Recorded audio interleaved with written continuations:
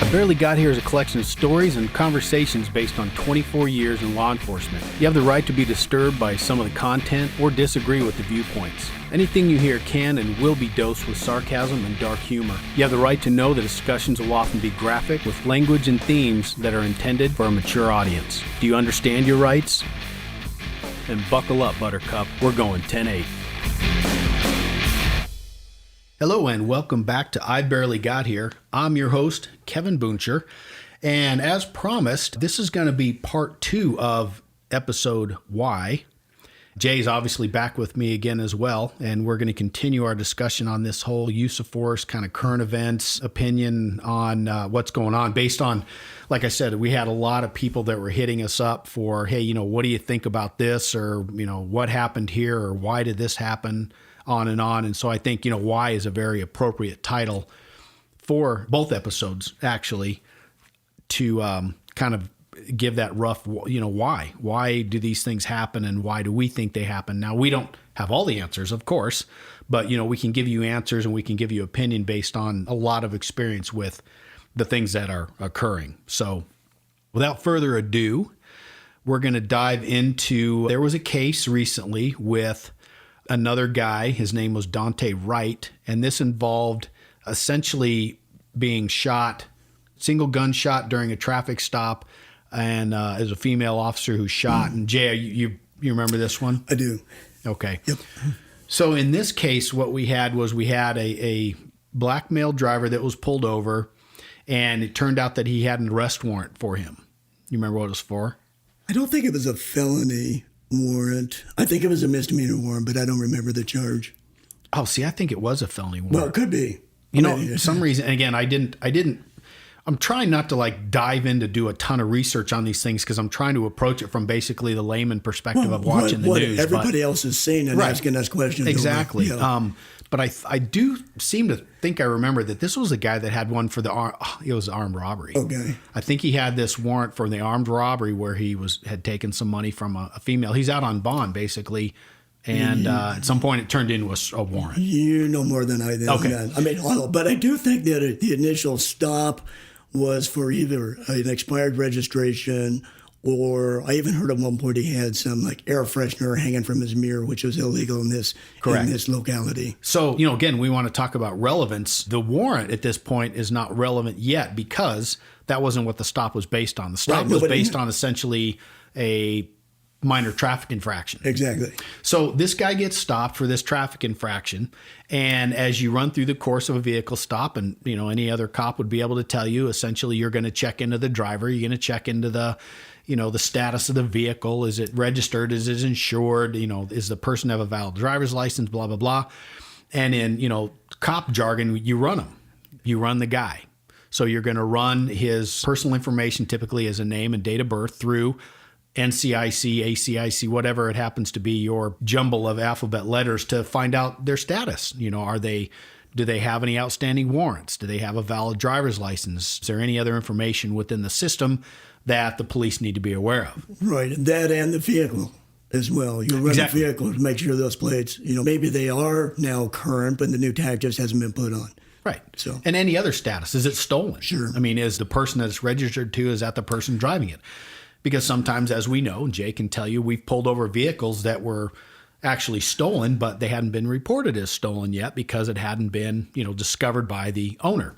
So again, part of a cop's job is being curious and checking into things and not taking everything on its face value. And expired plates are a very easy reason to give an officer a purpose and a reason to pull you over. Right. As simple and as minor as it seems, it's probably the easiest thing in the world that will allow that officer in a patrol car behind you to be able to activate his red and blue, whatever lights he has, and pull you over. Right. Before I dive into this one, I want to, there's how do I put it? There's people out there starting to question the necessity for contacts by police on minor issues, which this is a pretty minor issue. And I think essentially their argument is that, well, if we didn't stop and contact people on all these minor issues, some of these people wouldn't be getting hurt, killed, fighting, et cetera, et cetera. But the problem with that argument is, for one thing, once you start down that rabbit hole of what is a minor issue and what we're not going to make contact for, where does it end, for one? And then it also emboldens people to basically behave more, if that makes sense. Misbehave more, if that makes sense. I mean, I understand what you're saying, but maybe in simpler terms for me, it helps me understand that if we weren't pulling people over for minor offenses such as expired registrations, individuals like Ted Bundy wouldn't be arrested for serial murders across the country.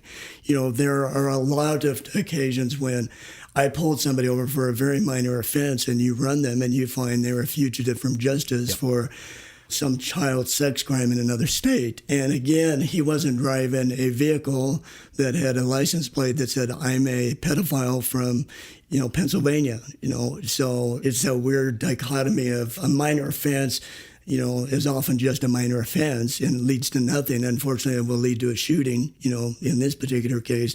But more often than not, you confirm the minor offense, you stop the person, you correct the behaviors. Hey, get your plates current, on there, and get them fixed. Go to the court. They'll probably negotiate this ticket away from you, or you find the Ted Bundys that the world has been looking for, but just haven't been able to find them yet. And I combat that argument with what is referred to as a broken window theory. And the broken window theory, as it refers to like law enforcement and just public safety in general, it basically boils down to that if you overlook the small stuff becomes big stuff, and then it's harder to deal with.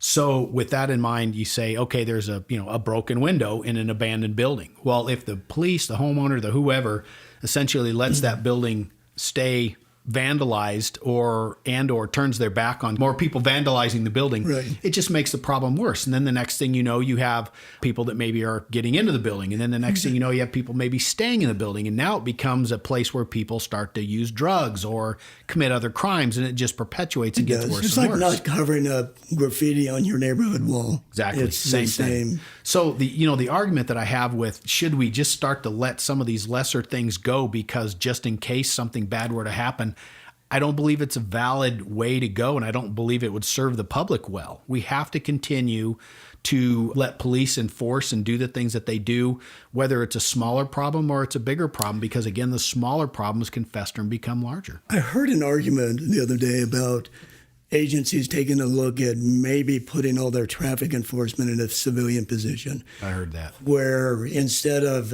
authorizing Kevin or Jay, who are police officers at the time, to pull you over, they take that power away from you, or they minimize your ability to do that and allow a civilian without a gun or any law enforcement training other than writing a ticket. And I'm terrified for that person. Yes. I'm just absolutely heartbroken that this might be a serious endeavor, because they're going to get killed. They're going to get hurt. We're going to lose people. So I think that's a terrible experiment to even try to put into play. I agree. I don't believe there's going to be hardly any compliance to begin with. Well, I don't either. I think at that point, when people know, it's just like, F you, I'm going to continue driving, and call a real cop if you want them you to get stopped. So, I agree. Or it'll be very adversarial, very confrontational, and it'll be bad. And I notice there are some civilian positions that will come out and take pictures at crime scenes and drive police cars, and that's fine, but they're not pulling you over, or they will. They typically don't initiate the contact or the call. They supplement and they support. Yeah, but this new thought process is, to me, it's terrifying. Well, it's going to go the same way as basically allowing blocks of a city street to self-govern. It's not going to work. I don't care how much people say it's going to. It's not going to work. Well, it's been tried and it's failed. Exactly. Exactly. And you just hope that some, again, we know what the result's going to be, but sometimes things have to play out, and, Jane, I don't have power over that. But anyway, so back to this. So it's a vehicle stop. And again, I wanted to just diverge because that was one thing we'd heard. And then Jay had heard about essentially the civilian traffic people issue that I don't agree with either. This gentleman's pulled over. In the course of running him and the vehicle and all the other things as they're gathering information, they determine that he has an arrest warrant, an outstanding arrest warrant. So as the police, when you stop someone and they have an outstanding arrest warrant, you're bound to make an arrest. I think what the general public doesn't know, that when you take your oath of office, to become a police officer, and in your training, when you actually see a physical hard copy warrant, the language in there says, you are commanded to arrest. Yeah. And so it is a directive that is given to all police officers if they just happen across you and they find out that you are the person that needs to be arrested or have this warrant for whatever your behavior was or your misbehavior or your failure to appear to address whatever behavior you shouldn't have been doing. It's an order. You're commanded to arrest them. You don't have an option. And no different between a felony or a misdemeanor. Correct. So it's just the language of the legal document. And again, if you want to try to go down the rabbit hole of, maybe we should make some warrants that aren't mandatory and everything, that's going to become a quagmire. No, and where it's different is if you have a out-of-state issue where the agency doesn't want to extradite, then you're not commanded to arrest. Then there's an exception that says, well, this agency doesn't want to foot the bill to have him extradited back, so we hope we stop him when he crosses through our state. Right, right. So the answer to that issue is to, okay, what do they do when the guy has a warrant? Well, they have to arrest him. They're bound to arrest him. One thing that you may have heard is sometimes if it's a minor warrant and or the bond is fairly cheap, cops can run you to an ATM and you can cash out, and essentially then they take you to the court and you can, or whatever facility that agency happens to have, you can go through that process, but you're still technically being arrested by the letter of the law from the cops. Could we have done that at Tempe? I don't remember ever having that option, but I know that some guys did it. Okay. I never did, because I all the didn't stuff either. that I ran across was something that was fairly significant, yes, so to speak. And I believe that also changed a little bit. But the court actually prefers that in some of these situations, because you have someone with like a real petty traffic warrant that they should, again, you should have cleaned it up and you should have taken care of it, but they didn't. They actually prefer to not run them through the whole booking process. Just run them all, let them bond back out and go. Well, that would have been great, to be able I think to go so. like that. And I think that makes sense in some situations. Now, again, I'm pretty confident, without looking this up again as we're doing the recording, that his was a felony warrant. Okay. And that one's you don't have an option on that one. I mean, you're pretty much you're getting booked back into jail. So with that said, this guy, they run him. They find out that he has this felony arrest warrant. And then as things progress, he's compliant at first, and they have him facing the car, and he's getting handcuffed. And then I'm not sure why or what the purpose was, but the female officer moves in, and she also kind of takes an arm. And I don't know if there was something that was said, but there was something that changed the dynamic of that arrest to where that guy decided, I'm not complying now. And I didn't hear whatever that might have been that was said. I've watched this segment of video that you're talking about several times, and I don't know what that was, but there may have not even been any word spoken, because we all know when you're in those close quarters with somebody you're arresting and you have hands on, and in this case have one handcuff, you can pretty much feel what that body is going to do to you and how they're reacting, whether or not they're tensing up, they're resisting that second arm being brought back. You're watching their body language, you're watching their breathing, their respiration, and you watching them get into that fight or flight reaction. One of the two are coming. You're either going to have a fight or a flight, one of the two. So whether words are spoken or not, I'm sure those officers that were affecting the handcuffing and the arrest of this individual were being noticed. They're being put on notice that this is about to change. Yeah, this is going to go non-compliant. Exactly. Is what, and I kind of agree with that. I think that if I have to make an assessment of that, I think that's probably what happened. Yeah. Having done it, where you're watching someone arrest somebody and you're watching the eyes bouncing around looking for an out, you're watching, the sweat, the panic, the whatever happens. So you move in to essentially go hands-on to help as well, because you know it's coming. So that's what happened. As I think one cuff was on, or maybe the arm was just behind the back, I'm not sure, but the suspect, Mr. Wright, decided that he was not going to comply with the arrest any longer, and he kind of dives into the driver's side of his vehicle.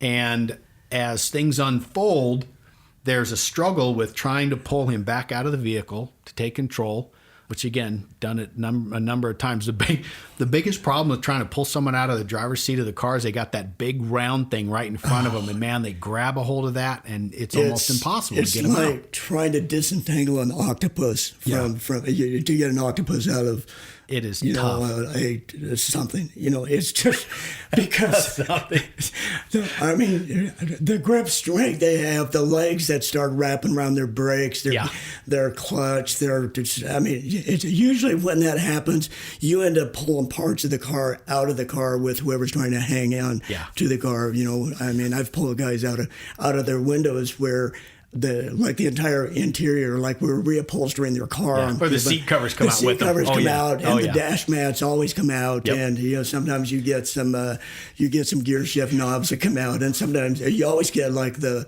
pad in Arizona. You have these hot Arizona, you know, steering wheel pads and sunscreen. Oh yeah, I mean, something always comes out besides the suspect. Yeah. So you know that's basically what this came to. And again, we just kind of described how difficult that can be. Plus, you're working in a confined space. You're bent over. You're leaning inward.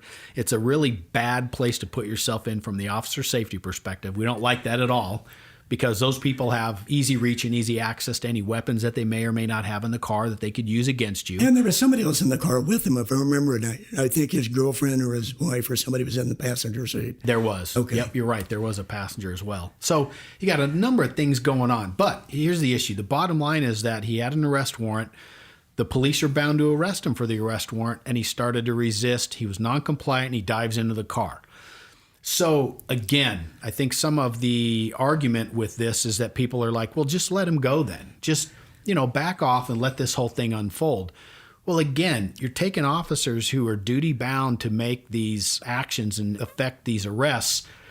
You can't start to pick and choose as to what you're going to enforce and what you're not going to enforce. You can't. And in this condition, I almost equate it to the people that have that argument, let him drive away, saying, would you find it proper if I stopped somebody for DUI and he was 3 blocks from his house and he blew up .174, you know, on my PB or whatever, your portable breathalyzer, but he only lives 3 blocks away. Would you allow me to let him back in the car? Because he's going to run somebody over on block number 1 or block number 2. And police departments around the globe have hardships over allowing this to occur. And so right now there's a hard line drawn in the sand. It says, no, that's why there's a command to arrest him. You're not going to let him go.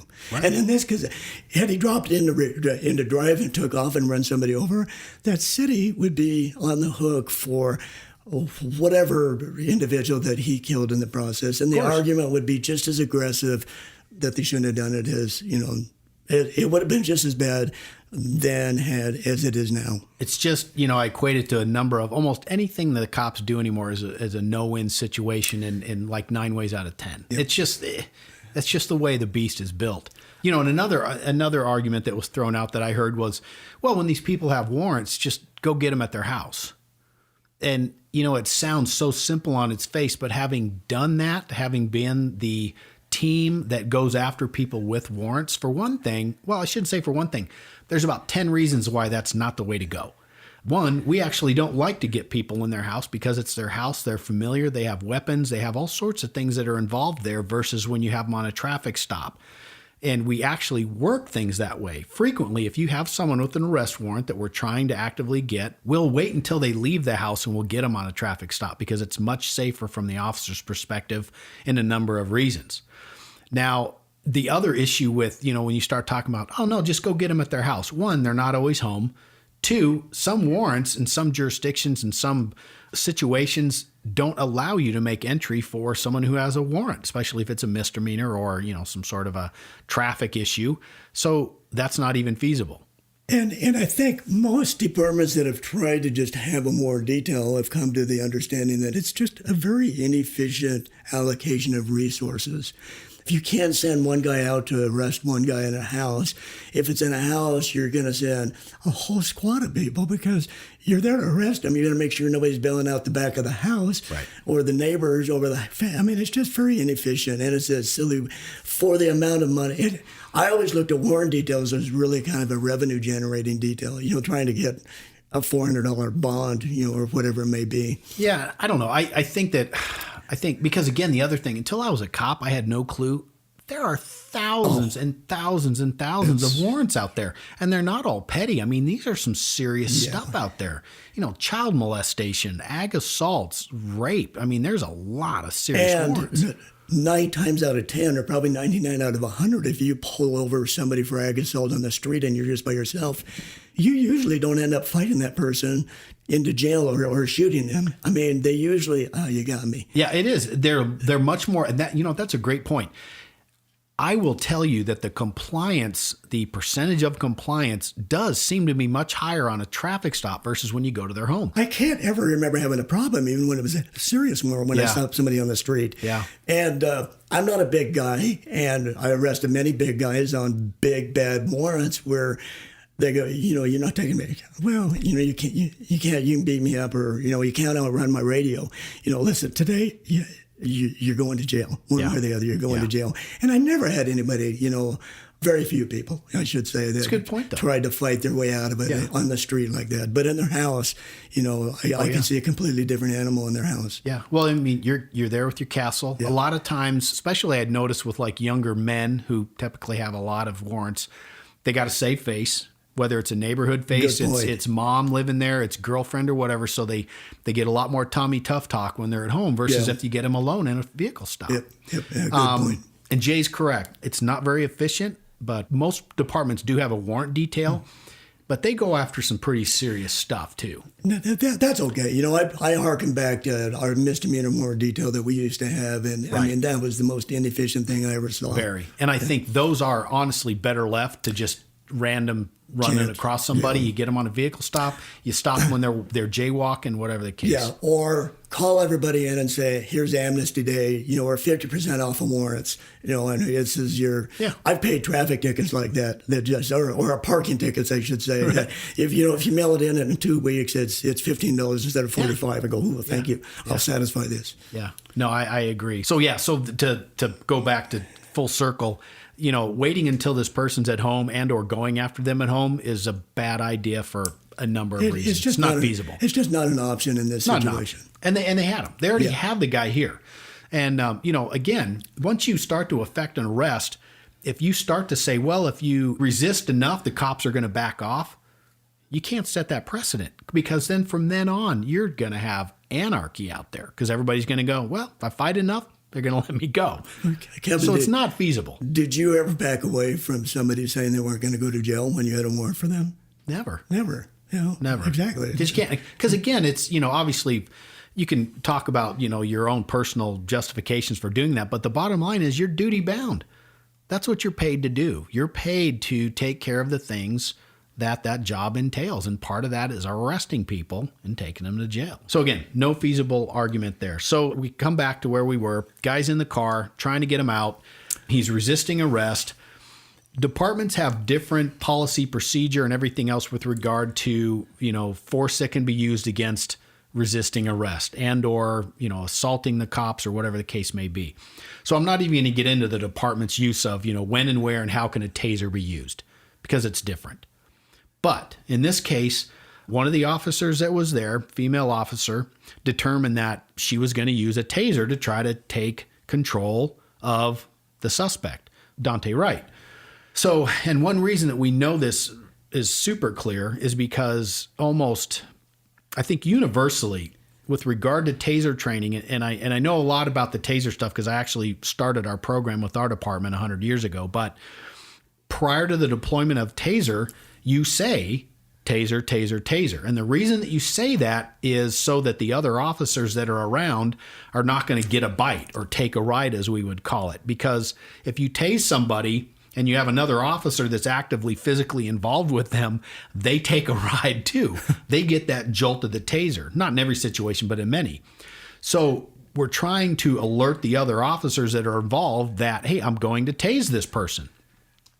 The other reason that they do that taser, taser, tasers, we don't want the other officers to interpret an officer presenting what looks just like a gun, even though it's yellow, but it looks like a gun, arms are moving like a gun, there's a pop. They don't want those other officers to misinterpret, okay, gunfire has occurred, and now we have other sympathetic gunfire versus a deployment of a taser. So there's a couple reasons that they do that.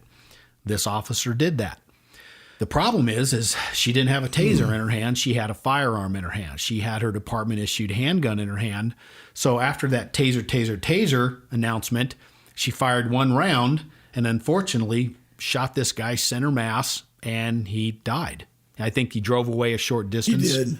Drove away a short distance and then succumbed to his gunshot. Yep. So let's take this on its face from the civilian perspective. You know, as a civilian, you look at this and you think, well, how in the hell could this happen? How could someone make this mistake? And then, you know, you take it further from the people that feel, you know, again, a lot of animosity to the police. They start, you know, was it racial? Was it intentional? You know, some of these other factors that come into where if those were determined, that would border on the criminal act. That would border on something like back to a Chauvin situation where our criminal charges warranted. So with that mindset, let's look at it. Now, a taser is, if you're not familiar, tasers, there's a couple of different variations, but for the most part, they're all yellow. And, you know, Taser Incorporated, now Axon, decided way back that yellow was going to be their color to designate a taser. So they're yellow. They do feel a little bit different depending on, you know, the model of the taser. However, it is still in a gun format. I never used or carried a taser. And so I was in plainclothes assignments the latter part of my career, and I never had to get qualified or trained on a taser. And I'm fine with that because I hate electricity, and I understand, well, you're a taser instructor that, you know, in order to carry a taser, you have to get zapped. You have to get shocked. Yep. I never understood the logic behind that, Kevin, because I carried a gun for 20 years and I never had to get shot. So that was my theory, you know, so why couldn't, but I do, you know, I'm being silly here when I say that, but that was my simple logic about it. They all look like guns to me, the ones that you're talking about. They're configured with the pistol grip and the trigger guard. It looks like, I mean, to me, it looks like if I was holding the taser, it would have a similar feel to me that I would feel had I been holding my Glock. And they do. And I think that actually the newer models versus when they first came out, even the grip felt more like a handgun and they also looked more like a handgun, where I think they've tried to gravitate away from it looking and feeling like a handgun. But at the same time, the motions and the physical process for firing the taser, they just lend themselves to being shaped like a handgun. Yeah, man, that is really the essence of the decision to position that taser in a different part of the body or the gear that the officer's carrying. Is that correct? Absolutely. So what we determined early on, because at first when we instituted the tasers, once you were able to carry it, it was kind of you carry it where you want to carry it. Well, it didn't take too long for us to determine that, you know, we need to avoid things like what occurred in this incident. So we call it putting it on the weak side of the body in a separate, you know, a portion that's far removed from where your regular handgun is, to try to combat that. You know, when you're thinking about a million things at the same time, you don't accidentally grab the taser because it's in such close proximity to your strong hand, your primary firearm. Which makes complete sense. I mean, because those that in law enforcement, I mean, you have such muscle memory in understanding how to, from the range, you know, find your gun, reach back, target turns, reach back, acquire your gun, negotiate your holster, get your gun out, fire the appropriate rounds, you know.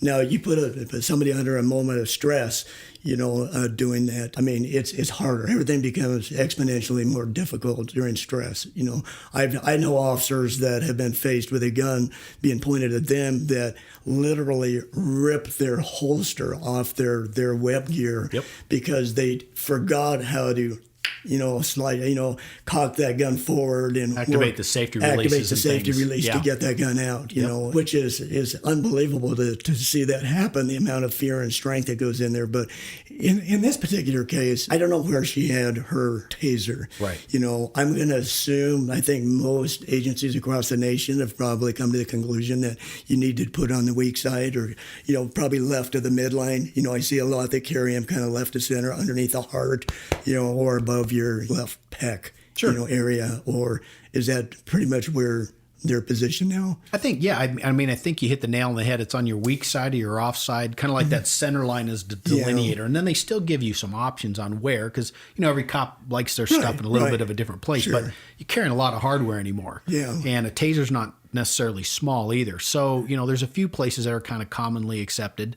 I think the majority of them actually were on the duty belt for patrol guys. We're on the duty belt, but again, over on the far side. So you really had to make an exaggerated reach to get that with your strong hand. And it's not the muscle memory you have for... Right, when you're on the range, drawn, fire, holster, drawn, fire, holster. My guess on this, not knowing all the facts, is I'll bet she brought that taser out prematurely and then just never put it back. I bet she brought it out a little bit earlier and then just had it with her, anticipating it was going to go to that. And, let me back up. She brought that gun out prematurely and just in her mind. But thinking it was a taser. But that's kind of a good point because, if your mind is focused on, again, we know that people don't multitask nearly as well as we think we do. We know that science and studies have shown that, okay, cops might do it a little bit better, but people in general, we don't multitask well. We focus on one or two things. If she focused and had her mindset on pulling a taser, even though she didn't, I think you're right. I think you would just start to fade away from even realizing what was in your hand. Yeah. I mean, total accident.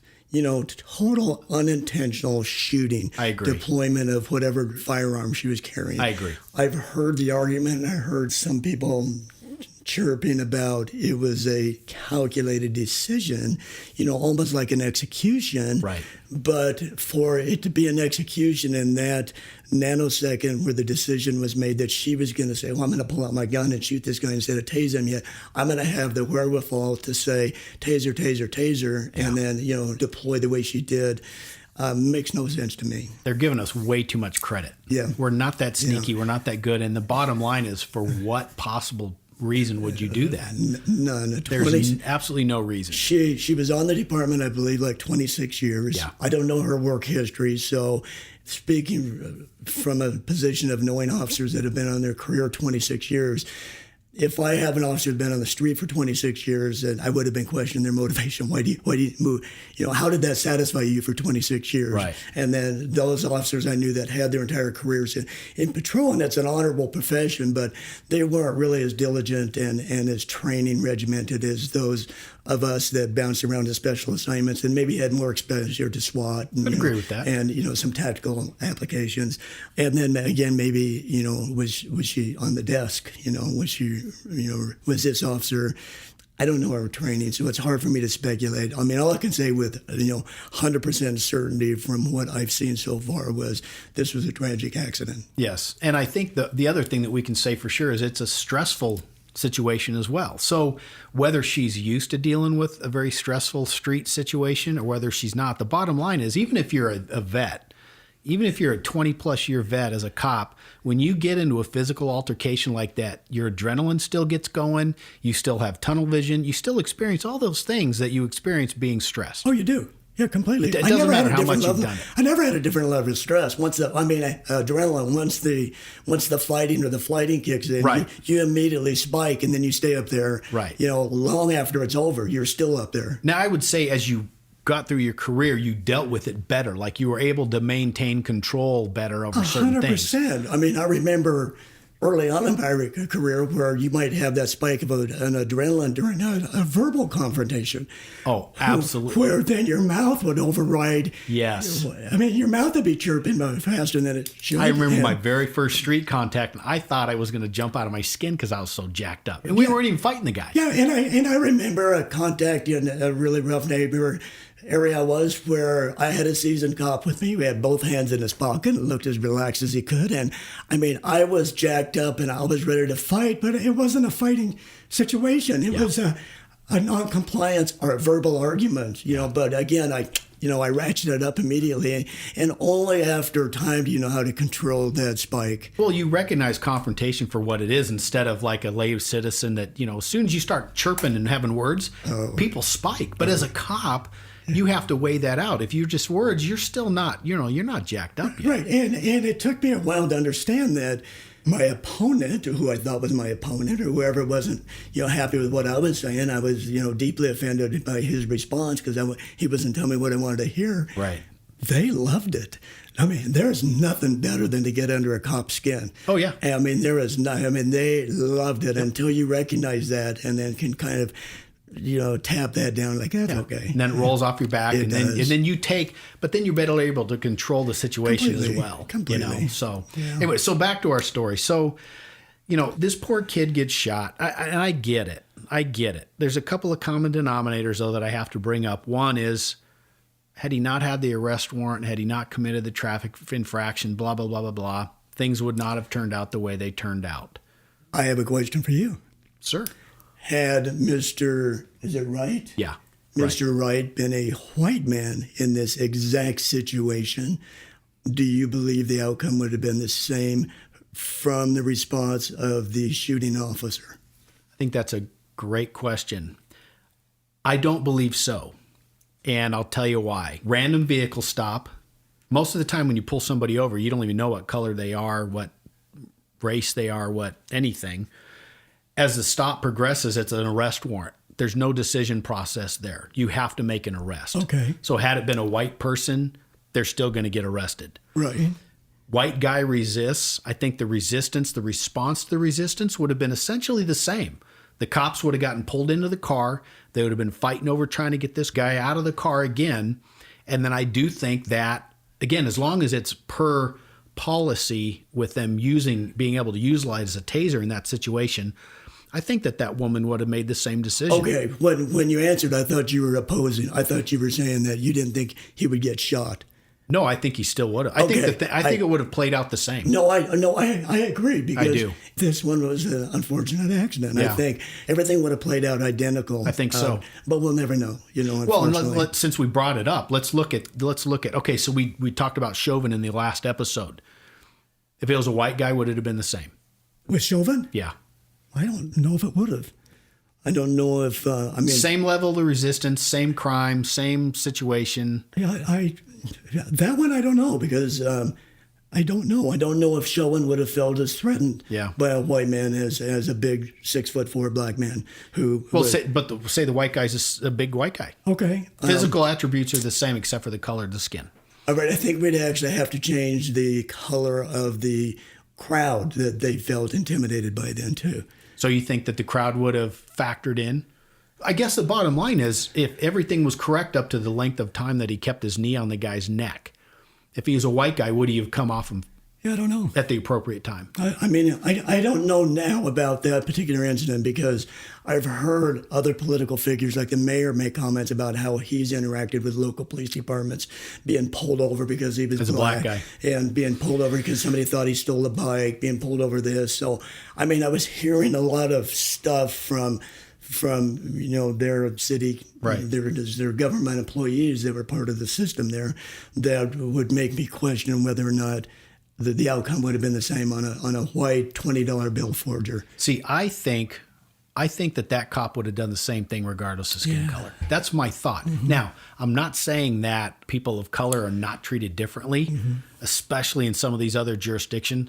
Completely agree. But I think he was one of those guys that basically, when he comes to the point of you deserve this little extra, I don't think it mattered white, black, Hispanic. I think that's his mentality. You have a point there, and you were a sergeant, I was not, and you've probably seen some traits by more younger officers or more officers that, might be, inflict that extra click on the cuff and stuff. So you could have a point, but I don't know. And then I don't know whether or not the other officers might have stepped in, too, if Sooner had it been a white guy. or at all. They didn't step in at all, So Well, that's good slip up. Not sooner, not at all. Yeah, But yeah. would they have stepped up?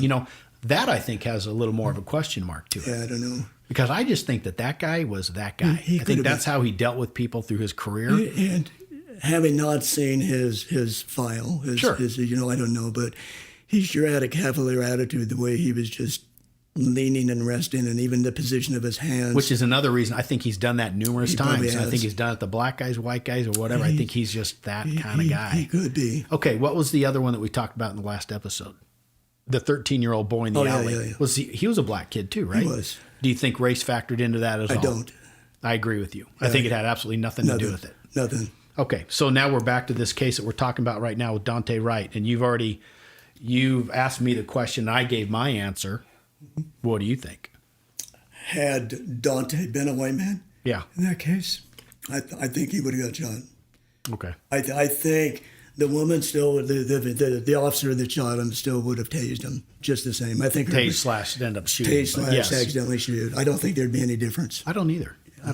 You know, and again, I think that you got to understand that Jay and I aren't saying that this stuff doesn't happen, because I think it happens frequently where, you know, you put a white guy in a black guy's shoes and, well, we've seen it. We've both seen it, and we've seen it in the West Coast version of policing, which I think is much more bias safe than some of these other jurisdictions and some of these other regions. I think where we live, we're pretty progressive in who we are and how we treat people. I think so. More so than other areas of our country. And we've both seen it. We could give you some stories on it. So we're not saying that it doesn't exist. We're just saying as we break these incidents down that, you know, people have asked us numerous times about, that is one factor that obviously comes up. So I think we should address it. And so basically the first three that we've discussed, even though they happened to a black male, I don't think the outcome would have been different had it been a white male. I don't. Well, you're jury out a little on the Chauvin. I am. So I can totally see that. I'll give you 2.5. I can We agree on totally 2.5. see that. All right, you got anything else to add on this unfortunate taser incident? I mean, other than the fact it's not the first time it's happened. I mean, I think statistically there might be 16 others that have occurred across the nation that Correct. are almost identical in these accidental. And it'd be interesting to know the victims in those cases that were accidentally shot, the racial makeup of those individuals too. And I don't remember if those were 16 fatal or if it was simply just deployment. Yeah, or if it was just a deployment. I don't know that. But whether or not it was misidentification of the apparatus, the tool the cop was using, you know, one would shock you and one would shoot, kill you potentially. Right. Yeah. Right. So charges warranted. I think I asked you on that one. For this one we just discussed with the gal shooting him. Civil court. Yeah. Yeah. There'll be a civil. I think even the argument for negligence or, however, if she has a track history of terrible personnel file and, you know, there may be a negligent. It's true. If her decision making has been poor, there may be a there's negligent document. retention issue and then she may have a pattern of whatever and hopefully she does not, and hopefully they would have addressed that without putting her back on the street with a gun and a taser. But I don't think she should be criminally charged. I don't either. And again, we could go into more detail about the ease of misunderstanding and pulling a taser versus a handgun. But again, the studies are out there. It does happen. It can happen. It's a fluid situation. Again, we put civilians in situations similar to this in training scenarios, and they perform horribly.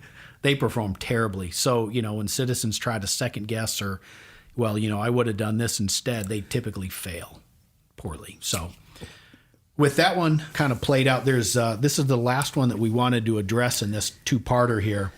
And this one's fairly recent. And this is the one that occurred in Columbus within the last week or so. Young girl with a knife? Correct. Okay. Young girl with a knife. Her name was Makia. I believe I'm saying that right. Bryant. I think she was only 16. I think so. So we start off with this whole age issue once again that, you know, it's a person that's not technically an adult. It's a terrible thing to happen. But the bottom line is as this plays out, you'll find that, again, the age issue is irrelevant, unfortunately. Or fortunately. I guess that's not even the right way to put it. It's just irrelevant. Well, it is. It doesn't factor into the response, the law enforcement response. And it shouldn't factor into the dissection of this scenario, this event. Correct. It's the physicality of the person who is being looked at and taken care of. And she's a pretty good-sized gal. Yeah, she wasn't really small. She looked adult-sized. She looked adult-sized. And, you know, as we dissect it a little bit farther, you know, this stabbing issue is at the crux of this whole issue. And you have to ask yourself, is this girl capable of stabbing and killing someone? And the answer is yes, absolutely. So whether she was 16 or 60, does she have the means and the ability? And the answer is yes. Right. And, I mean, how many kids have been killed in high school by 16-year-olds? I mean, it's like we have, you know, last 10, 20 years, I mean, beginning in Columbine, it seems like so many of our mass shootings are, you know, juveniles. Yeah. Yeah. So definitely the juvenile thing, while we understand, you know, the angst about it, it can't factor in. If you're the cop and you're responding to it, you can't factor in the age. You have to factor in what the ability is of the person, if they're capable of doing whatever it is. Right. So anyhow, this call starts as a family fight thing. This gal is a foster kid living with a foster mom. Call comes in, don't know the details of fight. Again, it doesn't matter to me, but there's allegations, hey, someone's trying to stab somebody else. So the cops are hearing this. And, the first thing I'll point out is it doesn't matter names or numbers or anything. The only thing you're thinking as a cop responding to this is where you're going and a physical description of who it is that's trying to stab. You don't worry about whether they're juvenile or non-juvenile, male, female. You're working about a description, who it is, and trying to get to the call. Yep. So this kicks out over the radio, and the officer arrives. And I mean, this is fast. This is like a nightmare scenario for that beat cop. And I understand this kid's like 23. Ooh. 23-year-old hadn't even been on for 2 years yet. Guy parks his car, gets out, sees basically pandemonium. There's people getting knocked and bumping around and falling and screaming and yelling at each other. And he sees this gal, Ma'Khia Bryant, has a knife in her hand and is essentially going after another female. Well, again, because one thing that's come up is, well, Ma'Khia was the one that called the police in the first place to say she was the victim and how that's relevant. Well, it's not relevant now. That relevancy has basically gone out the window because this victim, and in domestic violence, hello, how many times do victims turn into suspects and vice versa? At this point in time, this gal, even if she was the 911 caller, even if she was completely innocent and she was the victim of the earlier events, she has now made herself a suspect. Were there multiple calls on this too? I think there were. Okay. I think there was a few calls because Right. I think, and again, I didn't listen to all of them, but I heard parts and bits and pieces. But the crux was that it was a fight. There were more than one person involved. Females were the primary aggressor victims, and somebody had a knife. Yeah. And that was what I heard. So this cop, again, having fractions of a second to assess 10,000 pieces of information, he sees a woman, a female, with a knife in her right hand, going toward another female, and that knife is basically in a position to where she can stab this girl at any second. I mean, literally less than a second.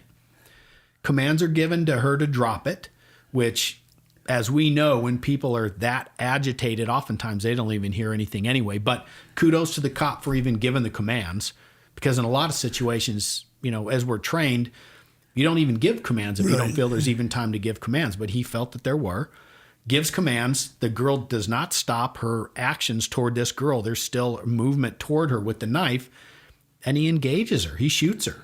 I believe he shot her 4 times, fairly close, and the girl falls, and she, unfortunately succumbs to her wounds and dies. So there's a number of uproars over this. So the first one that I'll address is the kid issue. She's 16 years old. Irrelevant. And we already hit it, so I'm going to leave it at that. It is irrelevant. She has the means and the ability to affect a serious physical injury or death on somebody else. One of the other arguments, well, she was the first one to call 911. Why is she the one that ends up getting shot? Well, that's just how things played out. Again, and the cop doesn't have any way to know, well, maybe she was the victim, or maybe she might have even gotten stabbed herself. The cop can't play on that. He can't be that fortune teller, like Jay said, and understand what happened prior. He has to base his actions on what he sees and hears and feels right then and there. So it doesn't matter. If she was truly the victim, then her better course of action would have been to basically do everything she could to get away from the situation and later come back. She should have been waiting at the curb for the cop without the knife. Yeah. So, and it'll play out. I'm sure that it'll play out. They'll get more details of how did she end up with the knife? Why was she doing this or that? We don't know at this point. But what we're focusing at is the use of force decisions that the cop made. His decision to shoot her. Did he have any other options? Well, you describe a video that I haven't seen, or I've seen a different version of the video. I saw one adult male, kind of trying to separate this woman with the knife away from the herd that was kind of behind the guy, and she was aggressive, her behavior was aggressively trying to re-engage, when the cop, told her stop, whatever he gave her the commands to stop, and shot 4 times. But either way, whether it was the version that I saw or the version that you described to me, it was a good shooting. As far as responsible within the guidelines of how a police officer anywhere in the nation should have and could have reacted, Was that the question you asked me, or did I stray? Did it? No, you're on topic. Okay. I asked you if he had any other options. I don't think so. I mean, I don't think, let's say he was carrying pepper spray, we've all seen how effective pepper spray is. Usually it's just effective at blinding the cops that are around you when you spray it. An agitated suspect and their behavior trying to stop with mace or pepper spray or sometimes even a taser, is completely ineffective. And I've seen both just enrage whoever I'm deploying on. He didn't have time. The bottom line is, this is one of those situations where he went from 0 to 100 in, like a nanosecond and had to respond to protect the life of others, So let's throw out some of these. And again, I know the answers to these, but firing a warning shot in the air. Wrong. I've never fired a warning shot, and we all hear of the stories. Sometimes officers, I fired over the car, and or I marked the car for evidence when I shoot a car going away from me. It's all BS. There's so much liability in both those situations I just described, but we are going to fire a round in the air. And the last part to that I'll add is that does not directly stop that arm swinging toward a girl and stabbing her. It doesn't. Have you been around stabbing victims? Have you seen? Yeah. My first encounter in stabbing, I've been on the department a long time before I finally saw a guy that had been stabbed probably about 15 times in the gut, just plunge. And it probably took all of like 2 seconds to occur too. And it was bizarre because every time he rolled over, more of his intestines would protrude from his belly. And so edged weapons, knives are they're not your butter knife at home in the kitchen. They're and nasty. They are nasty. They inflict terrible wounds. They are just so bad. Yeah. And so, he couldn't shoot the knife out of her hand. There's been also... Well, that's the next question. Yeah, I mean, I've heard all these experts that have never fired a gun or held a gun. Like, can't they shoot the person in the leg? We all know we probably could shoot a person in the leg if you were aiming and trained for the leg, but we're all trained to not shoot the person in the leg because the individual is going to continue his deadly behavior, or her deadly behavior. So we're trained to shoot center mass, or in some occasions a headshot, so. Because that's the most likely way to stop that It person's is, motion and activity. You do, and I assume that this officer probably shot her. The 4 shots are probably center mass. And so shooting the leg, shooting the knife, shooting the arm, shooting in the air are not options. It's movies. It's TV. Total movie. It's fictitious. And I'll take it a step farther. When you talk about shooting a leg or an arm, I'll bet Jay and I in our prime with someone who is fairly close and given enough time to think a little bit, we could probably hit that person in a leg or an arm with our first round. But that leg or arm is moving. It's in constant motion. And then you compound the issue 100 times by adding all the stress and issues. Let's say that it takes you 10 rounds to hit them. That person's been stabbed 18 times by then. It's you just can't do that. I mean, you can't. I was a sniper on our SWAT team 14 years, so I know what I can do at 600 yards. Yeah. And it's just insane that these weapons that we use are so dialed in, and the guys, behind the scope are very good at their craft, but you would never find me shooting an arm or a gun out of a suspect's hand. It's not feasible, nor is it allowed per policy in the departments. Right. It's not something you do. And I've heard the argument, well, if one person did it, then every agency would have to do it. And it's just not, you can't do it. You can't. Even though, I can dunk a basketball if I bring a ladder to a basketball hoop and climb up and dunk it. Right. That doesn't mean I can dunk it from the ground. Or, right. There are things that can be done but can't be done. And so this is one of those situations. Yeah, I agree. I totally agree. So shooting in the air, bad, not feasible, poor. I'd be embarrassed to even present it. Yeah. Arm shooting, leg shooting, same thing. If you know anything at all about firearms, you know that that's not feasible. It's not a good option. And I wish some of these experts that I hear would see some of the footage that we in law enforcement share from agency to agency over the decades, where you see people under the influence of drugs that get shot, 15 times and they're still functioning. Oh, yeah. The guy I shot, I shot him and he shot himself 2 more times and Yeah. he still lived 12 hours before he died. Yeah. So it's just not an option, and it is terrible. And then I saw another argument this morning where they had somebody who had had good luck one time at this particular training where they had a man with a knife, and it was all on film, where this guy was working his way down the street, slashing at everybody with a knife, where they had like 15 officers surrounding him, kind of moving the bubble of protection down the street with him. And they had of one successful outcome, that eventually led to a tasing. They tased the guy, and they were asking this chief of police if this would have been an option, with this shooting that we're talking about right here. And in my mind, it was so clear cut that, he should have said no. But this chief was still kind of talking around the edges, like, had this officer or this agency had the training that his people had, there would have been a different outcome. And, I think that's total BS. It does such a discredit to other people in law enforcement, a guy who's done his job correctly. Because again, there's all this nasty crap, this LeBron James stupidity and some of these other things. And I just have to say, if that were your loved one who's about to get stabbed, would you want the police to try all these other options that are not a for sure thing to save that poor girl? If the police tried those options and they still stabbed your loved one, what would you do? Would you not come back on the police department and say, why didn't you stop this person? Of course you would. Again, it's that double-edged damned if you do, damned if you don't kind of thing. But in this case, this is a very easy one to call, unless there's some weird piece of evidence out there. But this is a justifiable shooting all day long. Oh, yeah, I don't see any difference. It's as clear cut as it comes. I don't know what could be out there that could be presented to anybody I don't either. That would change at least the opinion that, I've seen based on when the cop arrived. In that particular video, I think we see it from the time he arrives till the shooting. Yeah. And to his credit, too, he immediately begins to render first aid and CPR on this individial. So, kudos to him. My hat's off to this guy. Did a great job for a young doing officer. That for a 2-year veteran of a police department at age 23. Yeah, absolutely. I totally agree. I see nothing. I think this is one of the most clear-cut ones that we've had recently. Some of these questionable, some of them shouldn't have happened. Black female. What if it was all a bunch of white people? Yeah, no different. No difference. I agree with you. I don't think that there's anything different with regard to that. Nothing that I've seen or heard. Age we've already discussed. What if the girl's holding a, fingernail file? What if the girl's holding a screwdriver? What if, if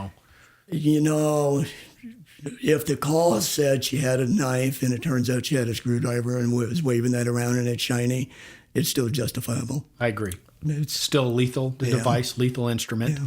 What about, here's another one that I'll ask you. Well, I know the answers to these things, but I'm going to bring it up, is disarming. What about physically disarming this girl? Oh, I love that. Yeah. It's that can't you jujitsu your way to a more successful resolution. And you can't. You can't Steven Seagal your way to a solution in somebody with this. Agreed. You can't. It's not choreographed. It's not a movie. It's an edge blade being swung around at a rapid pace. It's somebody that, and whatever she's suffering from, I feel bad for her parents and those that are left behind to deal with the consequence of her death. But no. You can't disarm. I think we've had somebody kick a knife out of somebody's hand. And again, that was during one of those mobile, ugly, breach the perimeter SWAT scenarios with a hostage situation where we might have had somebody kick a knife and got very lucky when. Very lucky. Again, it goes against all police training. Yeah. You don't go hands-on with someone who has an edged weapon. And again, if you're kicking the knife out of somebody's possession, why are you allowing that person that close to you? Right. Because you could have been the victim number 2. Absolutely. Well, and I think, again, a lot of it comes down to the naivete of the public. If you've seen somebody stabbed or slashed, boy, you're going to have a whole different thought process on trying to do anything because, again, knife wound's nasty. You'll be hiding the steak knives at Outback. Yeah, you'll be keeping an eye on things a little bit different. Again, misperception on the part of the public where they think that, all these cops have received hundreds of hours of, hand-to-hand combat and how to diffuse these situations. They received nothing even close to that. It's one person out of maybe a million that can actually responsibly and with a chance of hope disarm someone with a knife, but even then that's not 100%.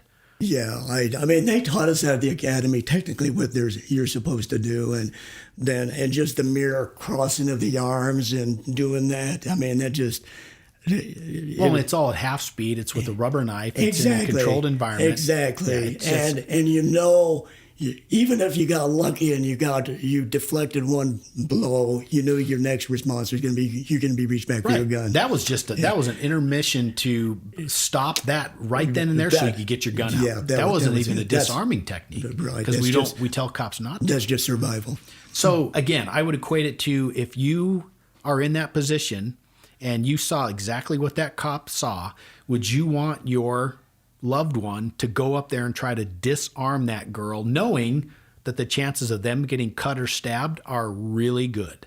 And the answer is no. If you're any kind of responsible person, your answer is going to be, of course not. Yep. I don't want them to engage that person. That person was completely irrational, and she was trying to stab somebody. Which brings up a point, okay? She was emotionally distraught and irrational, at least what I saw. So the pendulum again is swinging to let's reorganize police or let's not even talk about disband police. Let's just say we want to send a mental health professional to all calls that fit in this box, and anybody under emotional distress, so I'm terrified, like civilian traffic enforcer. I'm terrified for this counselor, this psychologist, whoever, that their heart is in the right place to do good, and they're givers, but I'm afraid that we're going to start losing them at a real rapid pace. Yeah, and if government buys into it, my other problem is you're almost giving these people a false comfort level, because they're thinking, well, if the government thinks it's okay to send me to this kind of a call, then I should be okay. It must be okay. It must be okay. If my wife wants a retirement job being that person, first of all, I'm going to talk her out of it, Right. But if she insists on it and she dies in an encounter similar to what we're discussing, I'm going to mourn her loss, but I'm going to be angry as hell and be reaching out to the department and a couple of real fine lawyers that I know and say, I want a pound of flesh. Yeah. Well, my minuscule person opinion is I don't think that's ever going to come to fruition. I hope not. I think it may in a very small factor in maybe a jurisdiction or two, but I almost look at it like the defund police thing. Even in the places where it's occurred, they're already seeing the backlash, and I think it's going to be reversed. I think it's one of those things. And I don't blame people for trying to think outside the box and trying to, deal with the issues that we have in society right now. But you have to do things that are going to be common sense and not deadly. Yeah, but allow me access to a mental health professional by the phone, if nothing else. Because most of those are situations where you're going to de-escalate and just talk them off the ledge. Well, anyway, so hey, what can I do to help Kevin? He's having a bad day. That's a great point. See, the thing that's forgotten here is that for every one of these situations that you see are resolved through, someone dying, unfortunately, there are thousands of situations that the police resolve, and they're able to diffuse, resolve, come to some agreement, maybe arrest somebody, but people are getting killed. And the cops do this thousands of times across the country every day. So, we're seeing this very small percentage. Again, unfortunate, wish it was 0%, but there is a percentage. I'd like one day to turn on the TV and see body cam of a successful diffusion of a situation involving just the talking. Let's give that as much airtime as we have as this. Good luck. This stuff, because you're right. There's thousands of those body cams to choose from on a daily basis. Good luck. Or cops going above and beyond, and we presented things of the civilian world, and we've presented situations where cops have diffused things where, again, we discussed by law and in some point of view, you should have used lethal force. They didn't. And you have civilians look at it and go, oh my God, I would have shot that guy in a heartbeat. And you're like, well, this cop felt that he could diffuse it and deal, blah, blah, blah, blah. We won't see any of that stuff, though, on the news because it's too positive. And you can think of a dozen of those situations where you would have been, by the letter of law, entitled to and legally justified to shooting, and you didn't for whatever reason. You saw something a little bit different here, and then, okay, let's work this angle, and that's just part of being a good cop. Right. I agree. I think we hit all the points. Do you have anything else to add with this? No, I can't think of anything. Again, unfortunate. I feel terrible. We even have to have these discussions right now, and hopefully there'll be fewer and fewer and over the years. And yeah, I just tell people, look into things yourself. Don't believe everything that's in the news, because any news channel anymore has their own slant. They're not, the Walter Cronkite days of just telling the news to tell the news are over. You know what? I love people, if they have questions, to just go talk to a cop. See, now you're guilting me into being more open to you better be more people's open, questions. Kevin. Or check with your local police department and see if they offer up like a citizens police academy. Yeah. You know, I always wished we would have seen. Well, I wish we would have seen younger adults in our citizens police academy instead of retirees. Now I love the retirees in there, but I think it would have been better, for the community had some youngsters come in there and and done it, including my own nephew Drew. Go to a citizens police academy. So I just think these young adults that have just seen, they have a different vision of the world. I wish they'd just go look at it through a different lens. Yeah. No, I totally agree. And I think, Jay and I could launch into a whole issue about socioeconomic factors and, race over the decades and all these other things. But, we really wanted to kind of focus on these specific incidents. These are the ones people are asking about, their opinions that we have. We wanted to kind of essentially answer the questions that were coming and put it out in the podcast format. So now we can go listen to episode, 49, 50, whatever they happen to be. So anything else to add, Jay? No, I think that's it, Kevin. I think we broke these down good. Yeah, I think these are a good couple episodes. I'm pretty happy with these. I think they're going to be well enjoyed received. it. Wish we had other stuff to talk about, but since the world is talking about all four of these, I think it's pretty timely. Yeah, like I said. And being 2 weeks out from being released or 4 weeks, we'll still be talking about all four of these. Oh, yeah, for sure. For some time to come. Yep. But anyway, but I appreciate it. Thank you very much for helping me with both of these. So, guys, with that, I'm going to close this episode, this part 2 of Why. I thank you for listening. And if you like the show, please subscribe and post a review. And you can ask your friends and family to give a listen as well. If you have any questions or comments, I can always be reached at an email of ibarelygothere@gmail.com. And you can also follow me on Instagram and Facebook. And with that, Sam42 and King 410. We are 10-7. Take care.